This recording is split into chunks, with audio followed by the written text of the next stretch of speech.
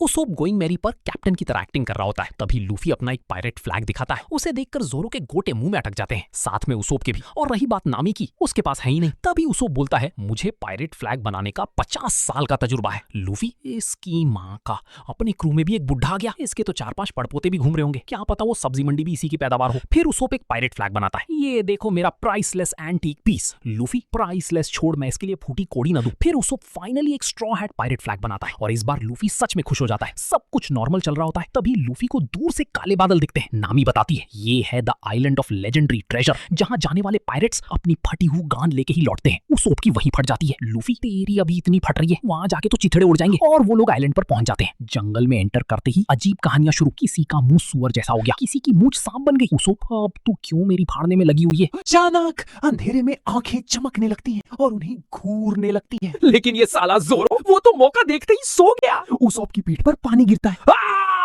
नामी, भोसड़ी के चिल्ला क्यों रहा है? उसोप, कौन चिल्लाया? मैं तो डांस कर रहा हूँ।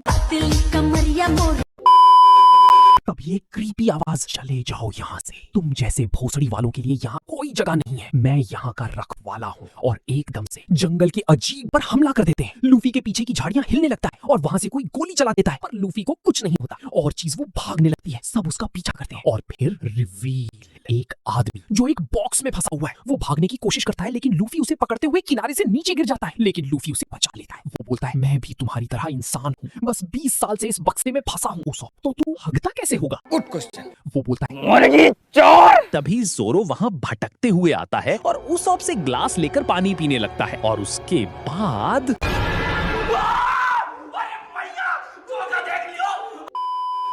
जोरो और लूफी उसे उस बक्से में से बाहर निकालने की कोशिश करते हैं, लेकिन वो अच्छी तरह से उसमें फंसा हुआ होता है। तब वो उनसे पूछता है, तुम लोग मुझे उन पायरेट्स जैसे तो नहीं लगते, आखिर हो कौन तुम? लूफी, मैं हूँ मंकी डी लूफी और मैं बहुत जल्द पायरेट किंग बनने वाला हूँ। मतलब तुम ग्रैंड लाइन जाने वाले हो, वहीं मौत के ग्रेवयार्ड में? वो दोनों ग्रैंड लाइन का मैप देखते हैं। तुझे पता है इस मैप में नॉर्थ किस तरफ है? मुझे नहीं पता। तो मुझे कौन सा पता है? और दोनों हंसने लगते हैं। फिर वो अपना पास्ट बताने लगता है, कैसे उसका पूरा क्रू यहाँ खजाना ढूंढने आया था और वो चट्टान से गिरकर इस बक्से में फंस गया। ये सुनकर लूफी और सभी लोग उसके साथ खजाना लेने चले जाते हैं। वहां पहुंचते ही लूफी उस चट्टान पर चढ़ जाता है, लेकिन काफी देर होने के बाद भी वो नीचे नहीं आता। सब उसे आवाज देने लगते हैं। तभी लूफी किनारे पर आकर कहता है कि वो खजाना नहीं देगा, मगर वो बूढ़ा समझ जाता है कि उन बक्सों में कुछ भी नहीं है जिनकी वो पिछली 20 सालों से रक्षा कर रहा था। वो रोने लगता है। लूफी हंसते हुए बोलता है, अबे साले, ये सोच कि हम 20 साल में यहाँ आ तो गए, अगर 30 साल बाद आते तो तू यहाँ जिंदा भी नहीं मिलता। वो उसे अपने क्रू में आने के लिए इनवाइट करता है, पर वो मना कर देता है क्योंकि वो अपना बाकी का समय उन सभी जानवरों के साथ बिताना चाहता है। और ये सुनकर वो सब वहां से निकल जाते हैं। तो भाई, ये था वन पीस का एक ऐसा मोमेंट जो दिखाता है कि ये एनिमे सिर्फ फाइट नहीं,